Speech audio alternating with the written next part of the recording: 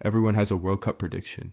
Your uncle, the guy at the barber, that one colleague who has never sat through a full 90 minutes in their life, but has extremely strong opinions about which country is going to win it. And almost all of them are wrong. Not because football is unpredictable, because nobody is willing to be weird about it. The same names come up, the same narratives, the same comfortable logic that sounds sensible in January and quietly falls apart by June. These are not those predictions. These are the predictions of a lunatic. Someone who followed the evidence somewhere uncomfortable and decided to say it out loud anyway.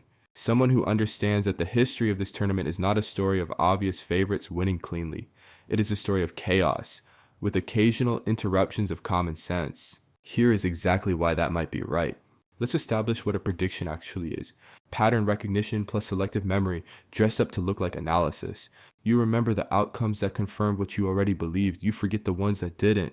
You build a model in your head that has been quietly editing itself in your favor for years, quietly removing the embarrassing data points, quietly keeping the accurate ones, and then you call it reasoning. Everyone does this, the pundit with 30 years of experience, the fan who has watched every tournament since childhood, the algorithm generating the betting odds. None of them are immune to the pull of what feels familiar. Familiarity is comfortable, and comfort is not a prediction strategy, it is a disguise for one. Now add the format. The World Cup now has 48 teams. That is not a detail. That is a structural overhaul. More teams means more groups. More groups means more variables. More variables means more pressure across more matches on shorter rest. More rotation decisions that have to land correctly. More squads carrying fatigue and yellow cards into rounds where those things compound. The tournament has always been designed to produce chaos. Now it has more room. Here's the actual engine of an upset. It is not a bad team beating a good one. That framing is wrong and it lets people off the hook for not seeing it coming. An upset is a good team, a well-organized, well-coached, legitimate side playing 3 matches in 9 days, rotating wrong in game 2, the losing one key player to a yellow card suspension they knew was coming but couldn't prevent. And then meeting a team in game 3 that had been sitting quietly, resting, watching footage, and preparing specifically for them. That is not bad luck. That is the design of the competition meeting the reality of human bodies. The group stage asks you to perform 3 times before the knockout rounds even begin. Each performance carries consequences for the next. Fatigue accumulates, suspensions land, tactical decisions made in game 1 cannot be undone in game 3. The manager who over-rotated wakes up the morning after elimination and knows exactly which decision it was. And somewhere inside that compressed 9-day window, the team that looked like a favorite on paper becomes the team that was simply too tired to be won in practice. The structure creates the result, scheduling, rotation, and consequence every time. So the lunatic predictions. The first, a team outside the 5 or 6 names everyone keeps cycling through reaches a semifinal. Laughable, except it has happened before, more than once, and the conditions this time are the most favorable they have ever been for it. 3 host nations, multiple time zones, 48 entry points, a field wide enough that traditional powers cannot watch each other and still have enough attention left for what is coming from the side. Not likely, plausible. The lunatic does not traffic in certainty, just direction. The second, at least one group that looks completely settled in advance falls apart in the final round of fixtures. A team expected to top their group goes home early, not because they were poor, because game 3 was 4 days after game 1. They played a rotated lineup to protect players for the knockouts they were already planning for, and the rotation conceded a goal that changed the mathematics of the group. This happens every tournament. The lunatic is simply willing to name it before it does. The third, one of the most hyped individual performers of the tournament, exits the group stage quietly.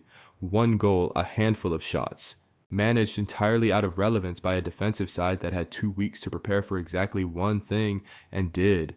And the fourth, the boldest, the team that lifts the trophy in July is not currently on the consensus shortlist that every panel, every pundit, and every preview article keeps cycling through. It never is, not cleanly, not neatly. The actual winner is always slightly to the left of the obvious, always a fraction outside what everyone agreed on in January. That is not an accident. That is the competition doing exactly what it was built to do. Here's the part nobody says out loud. The lunatic is not the person who gets it wrong. Getting it wrong is easy and immediately forgiven. The lunatic is the person who gets it right, specifically, uncomfortably, on record right, and nobody believed them when it mattered. Every tournament somewhere, someone has notes. A quiet document, a private bracket with a weird name circled in ink. placed there before the group stage, before the noise settled, before the consensus hardened. After the final whistle, that person closes the laptop. No announcement, no tweet, no statement, no victory lap, because saying it now would just sound like gloating, and gloating destroys the method for next time. That person made a specific, uncomfortable call. It cost him nothing except a few weeks of sounding strange. It was right, the safe prediction is not actually safe, it is just comfortable. And comfortable is not a strategy. Comfortable is something to hide behind when you are not willing to be specific. Comfortable and wrong is still wrong. 3 countries, 48 teams, 1 trophy. The 2026 World Cup is the largest edition of this competition in history. The logistical scale is unlike anything the tournament has run before.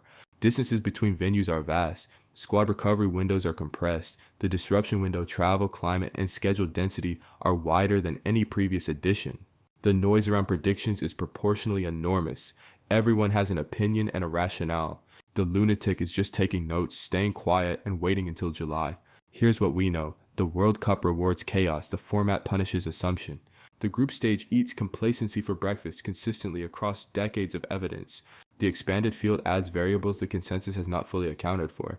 And the team everyone dismissed in January, the one that received 1 paragraph in the preview coverage, the one the pundit panel waved past without finishing the sentence, has a documented repeating habit of becoming the team nobody can stop talking about in the semi-final. Predictions are not about certainty. They are about the willingness to say something specific when specific feels embarrassing. That is the only real edge in a competition this large, this compressed, and this thoroughly designed to make you look wrong. Use it or keep company with your uncle.